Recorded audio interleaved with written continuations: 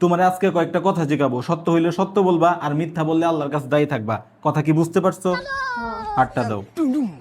তোমার আমার মাঝে যখনই কোনো ঝামেলা হয়, সাথে সাথেই তুমি সেটা তোমার মা বোন আর বান্ধবীদের যায় বলো। কথা কি ঠিক না ঠিক? ঠিক। রাগ করলা? না। বলো নাউজুবিল্লাহ। নাউজুবিল্লাহ। তুমি সারাদিন আমার ফ্যামিলি নিয়ে বদনাম করো, আর যখনই আমি তোমার ফ্যামিলি নিয়ে কিছু বলতে যাই, সাথে সাথে তুমি রেগে ওঠো। কথা ঠিক না ঠিক? ঠিক। রাগ করলা? না। বলো আস্তাগফিরুল্লাহ। আস্তাগফিরুল্লাহ। তোমার হাতে একটু টাকা আসলেই সাথে সাথে ওই টাকা দিয়ে তুমি কি কি অর্ডার করবে ওইটা লিস্ট বানানো শুরু করে দাও। কথা ঠিক না ঠিক? ঠিক। রাগ করলা? না। তোমার আলমারিতে অহরহ কাপড় থাকা সত্ত্বেও তুমি দিন রাত কাপড়ের লাইভ দেখো, আর সেগুলোর স্ক্রিনশট নিয়ে ফোনে রেখে দাও। কথা ঠিক না ঠিক? ঠিক। রাগ করলা? না। বাসায় এত ভালো খাবার থাকা সত্ত্বেও তোমার বাইরের মামার হাতের ফুচকা খাইতে ইচ্ছা করে। কথা ঠিক না ঠিক? ঠিক। রাগ করলা? না।